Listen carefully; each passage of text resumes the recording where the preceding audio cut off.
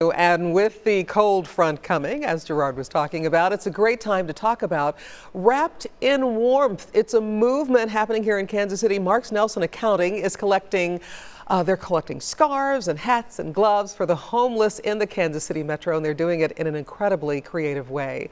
Linda Freeman is here along with Beth Van Leeuwen, and you all are both working at Marks Nelson.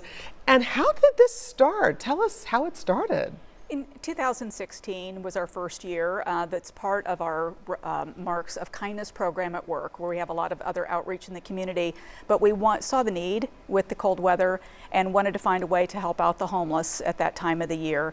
And our first year was really focused on having the staff donate items. We collected the hats and the scarves and the gloves. There's a need for all of those items, and donated those, distributed those to the homeless. The second year, Beth approached me with the idea of how we might be able to connect with more people, and brought up the idea of teaching people to knit and doing some handmade items. So we're talking about, these are some things that you guys actually knitted there in the office or people at home. You taught them how. Tell me, Beth, what's going on? That's a scarf. That looks like a Linda creation. It's beautiful. Pretty cable knits. We started everyone out, anyone that wanted to learn started out on some of the easier items. And this year we've graduated to more hats and basically any of the accessories. We noticed that there were a lot of coat drives and such, but not a lot of the accessories. So that was our goal, is to make sure that we were providing the accessories that weren't in those coat drives. And I know when your ears are warm and your hands are warm, it makes the cold a little less bitter. And there's been such a need that we expanded this year. We've got people at work who didn't feel like they were knitters or crocheters. Right. So we expanded into the no-sew scarf idea. And so we've had volunteers who have come in alongside of our knitting group, and they're helping create those. Now, the creative thing about this is how you deliver these to the homeless. Beth, tell me about that. Yes, the main way we distribute them is we tie them to the scarves get tied to trees and lampposts and places that the homeless frequent, such as Washington Square Park. And then we also put a tag on every item that says, "The spirit of the season has found you. We hope this item keeps you wrapped in warmth all winter long."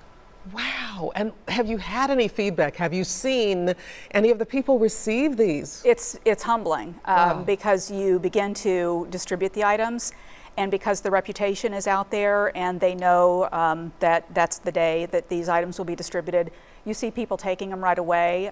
They will come up, and it's really cute because they'll say, I've got a chief scarf. Do you have a hat that might match it? And it's really rewarding to be able to dig into your bag, and as you make the items, you think about those things. What are the colors that people have requested? What are the things that might really help them out? And it's just a really nice way of personalizing the gift that you're giving them. So it's helping the homeless, but it really means a lot to the people that are giving as well. Absolutely, absolutely. So let's talk about where people can make a donation. If you're watching, if you'd like to participate, maybe you've knitted a bunch of scarves and don't have a need for them, you'd like them to go somewhere wonderful. Here's a list of all the different companies, of course, Marks Nelson Accounting, and then some of the other companies that are working with you all to help make this happen. And it's going to be an incredible, what day do you deliver?